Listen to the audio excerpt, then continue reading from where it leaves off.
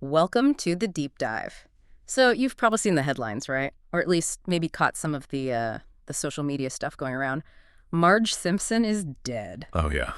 The internet's been, well, absolutely buzzing. Kind of a full-blown uproar, really, about the apparent demise of Springfield's beloved matriarch in The Simpsons season 36 finale. It has been quite the spectacle, hasn't it? Yeah. The confusion was it was everywhere. And the main question people seem to have is, is Marge really gone? Right. Or is there maybe, more to it? Which, let's be honest with, The Simpsons, there usually is. That's exactly what we're digging into today. That's our mission. We've looked at a bunch of sources, recent articles, Today.com, Variety, The Independent. They've all been talking about it, fueling the discussion. Mm-hmm. So we're going to try and cut through all that noise, walk you through what actually happened in the episode itself. Yeah, the specifics. Exactly. And look at the fan reactions, which were intense, and crucially, get the official word. Like, what did the producers actually say? Right. The source. Yeah. So the goal is you walk away fully informed, seeing past those, clickbaity headlines to what's really going on with one of pop culture's longest running shows. And it's fascinating, isn't it? This whole thing really highlights that tension between, sensational headlines and the weird, flexible reality of a show that's been on forever. Totally. So, okay, let's get into it. To really figure this out, we need to look at the episode itself. Season 36 finale. It's called Estranger Things. Right. And the key thing is it's a flash forward, way into the future. 35 years. 35 years. Wow. And it starts with Marge having this very Marge-like worry. Very relatable parental thing. She's concerned Bart and Lisa are drifting apart because they stopped watching the Itchy and Scratchy show together. Oh, and then comes the moment, the bit that just set everything off online. The big one. The episode explicitly shows Marge has died before Homer. Yeah. We actually see her funeral scene. Homer's at her grave. And the tombstone, it's classic Simpsons. Funny, but also kind of sad. What did it say again? A beloved wife, mother, pork chop seasoner. Pork chop seasoner, oh my God. And apparently, Sarah McLachlan is singing Marge passed before Homer, if you can believe it. Okay. So they really leaned into the she's gone in this future idea. He did, for that timeline, definitely. In that future, it gives us a pretty interesting glimpse at adult Bart and Lisa, right? Lisa's done well. She's the commissioner of the NBA. Which used to be the WNBA, the episode notes. Right. Little detail there. And Bart's running this kind of dodgy, unlicensed retirement home. Out of the old house. Yeah. And that's where Homer lives, even though Lisa's apparently paying for him to be in, a proper facility. Oh, Bart. So it really shows that distance between them, the thing Marge was worried about. Exactly. It sets up that whole estranged sibling dynamic perfectly. So it creates this tension, but then there's a turnaround, right? A reconciliation. Yes, and it's really touching, actually, and very Marge-centric, even though she's, passed in this timeline. Lisa finds an old video of her mom, and in it, Marge is giving that classic Marge wisdom, basically saying her kids can always count on each other, because they're siblings. Ah, that hits right there. It does, and that's the push they need. Yeah. Bart and Lisa team up. They save Homer from being shipped off to Florida. By Bart, presumably? Uh-huh. And they reconcile. They even end up watching an Itchy and Scratchy show reboot together, so it brings it all back around. Full circle. But wait, it didn't just end there, did it? Because that definitely added to the confusion online. No, it didn't. Right at the end, Marge appears. From heaven. Okay. Watching her family all reunited, looking proud. But then there's this really bizarre, very Simpsons twist. Uh-oh. She's joined by Ringo Starr. The musician, Ringo Starr, in heaven. Yep. And he mentioned something about a heaven buffet with a shrimp tower. A shrimp tower. Okay. This is getting weird. It gets weirder. Marge says, I'm just so glad that we're allowed to marry different people in heaven. And then she kisses Ringo Starr. She kisses Ringo Starr in heaven. Yep. So, a very surreal ending to the whole thing. Post-mortem whimsy, as you might call it. Wow. Okay. The Ringo Starr bit. That definitely throws a wrench in the whole serious death narrative, doesn't it? You'd think so. But the initial reaction, the fan fallout, was immediate and intense. Oh, I bet. Social media must have exploded. Twitter. Flooded. Just waves of devastation, confusion, people posting things like, what's this? I'm hearing they killed Marge Simpson off. Pure shock. And that other one, I stopped watching the show a while ago, but that sucks, dude. You just ruined my day. People were genuinely upset. It's really something, the connection people feel after all these years. Mm. You saw genuine grief, like, rest in peace, Marge Simpson, lovely, caring woman. Oh. And real outrage, too. Remember that quote?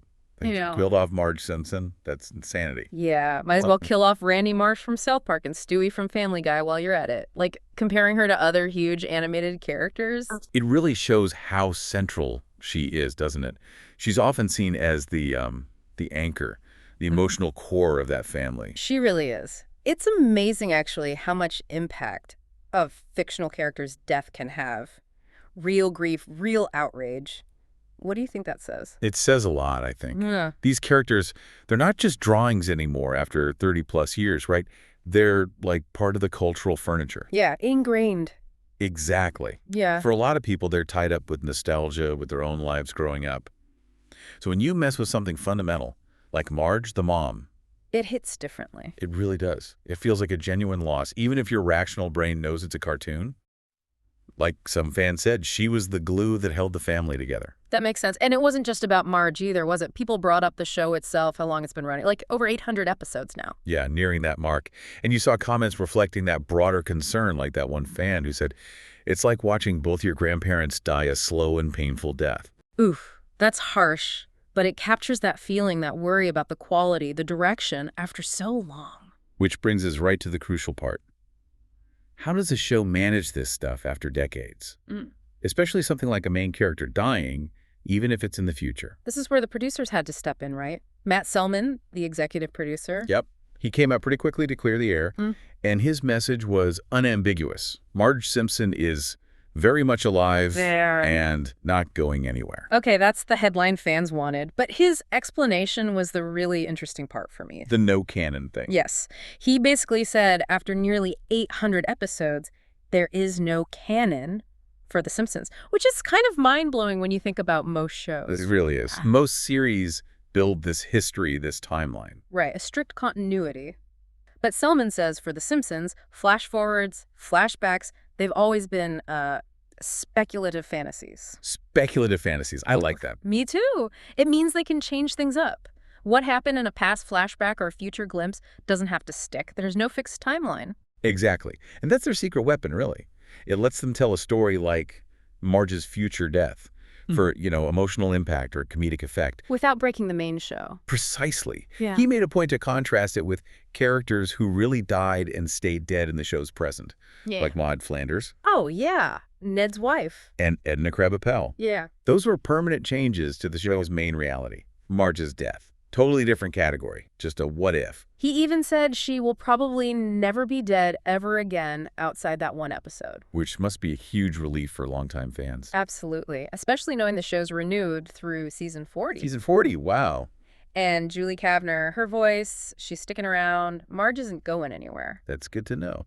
But Selman also had some thoughts on why the Marge died story blew up so much, even though, as he put it, it was misleading. Yeah, what was his take on that? Pretty blunt, actually. He basically said, websites need traffic and headlines equal traffic, implying that outlets maybe knew the headline was stretching the truth. But they ran with it for the clicks. That seems to be his implication. It's the nature of online media sometimes. But interestingly, he didn't seem entirely mad about it. No, not really. Connecting it to the bigger picture, he actually saw the whole frenzy as kind of a positive sign. How so? Well, despite the misleading headlines, he felt the fact that people cared so much about Marge. Proves the show still matters. Exactly. Oh. He said it's good for business even when these ridiculous, misleading stories go viral. It shows the deep connection people still have, the cultural relevance. The outrage itself is proof of love in a weird way. That's a very interesting way to look at it. Like, even bad press highlights the show's enduring power. It speaks to its, almost mythical status after all this time. Okay, so let's wrap this up. What does this all mean for you listening in? We've kind of gone on this journey, haven't we? From the initial shock, the Marge is dead headlines. Right, the confusion, the Ringo Starr kisses. Yeah, that too. To getting the clear explanation from the guy running the show. And the main takeaway seems to be this. Marge's death was just a blip, a temporary what-if scenario in one possible future. And it only works because The Simpsons plays by its own rules. It actively throws the idea of a strict narrative canon out the window. Which is pretty unique, right? That freedom allows them to do these wild, creative, sometimes really weird storylines without messing up the core show. It really does. It forces you to ask what continuity even means for a show that's been on this long.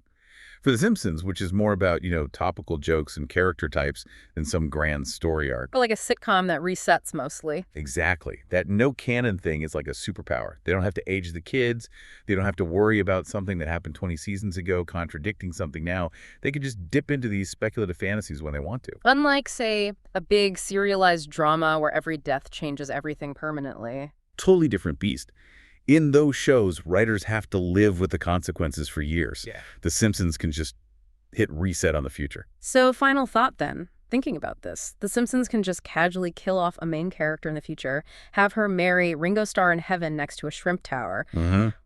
What does that level of freedom, that disregard for traditional canon, mean for TV shows, especially ones that run for ages? Is it like the key to imaginative storytelling? Does it let them push boundaries? Does it maybe dilute the stakes? Mhm. If you know nothing really matters long term, does a character's fate, even a fake one, lose its emotional punch eventually? That's the question, isn't it? How do these incredibly long-running shows keep things fresh and meaningful? What stands out to you about how they manage their stories over decades? Something to chew on. Definitely something to think about. Until next time.